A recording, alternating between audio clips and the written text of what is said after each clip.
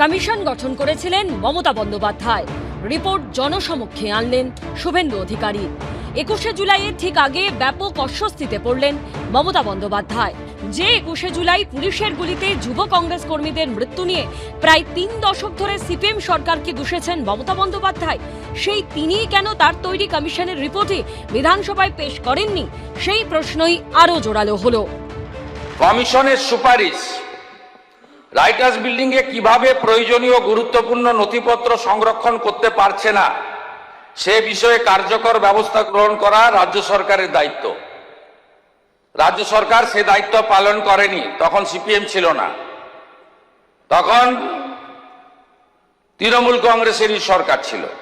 2026 সালের নির্বাচনের আগে পর্যন্ত এ বিষয়ে কালকে যারা ভাষণ দেবেন তাদের ভূমিকা নেতিবাচক ছিল, উদাসীন ছিল।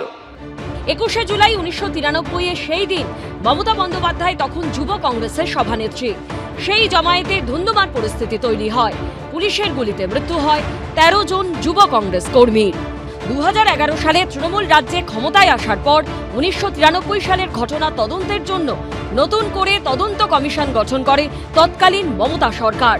উড়িষ্যা হাইকোর্টের অবসরপ্রাপ্ত বিচারপতি সুশান্ত চট্টোপাধ্যায় নেতৃত্বাধীন কমিশন সাক্ষীদের সঙ্গে কথা বলে একটি রিপোর্ট তৈরি করে, মমতা বন্দ্যোপাধ্যায় সরকারের কাছে জমাও দেন।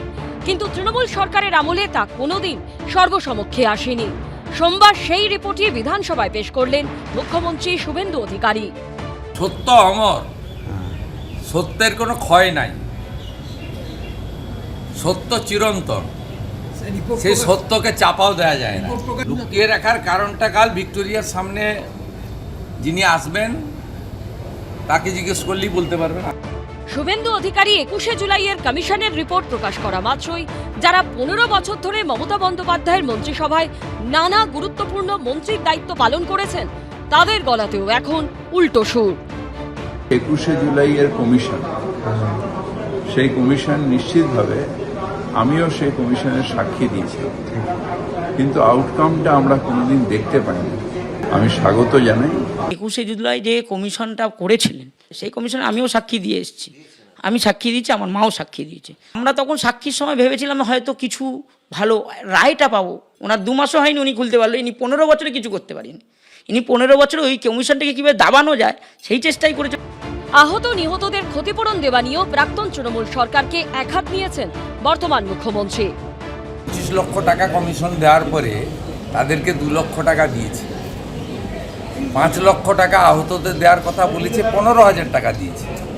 আপনি ভাবতে পারেন যার উপরে দাঁড়িয়ে বাৎসরিক ডিম্বাদ উৎসবে পরিণত করেছে, সেই যারা আত্মবলিদান দিলেন তাদের প্রতি এই অবিচার। শহীদ পরিবারগুলিকে আর্থিক সাহায্য দেওয়া হলো, পরবর্তীকালে তাদের পরিবার যাতে চাকরি পায় সমস্ত দায়িত্ব মমতা বন্দ্যোপাধ্যায় নিয়েছে।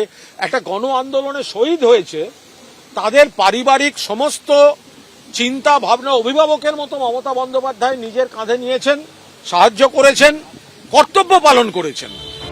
মঙ্গলে আরও এক 21শে জুলাই।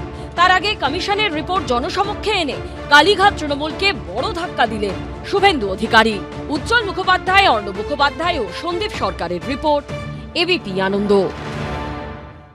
এবিপি আনন্দ, এগিয়ে থাকে, এগিয়ে রাখে।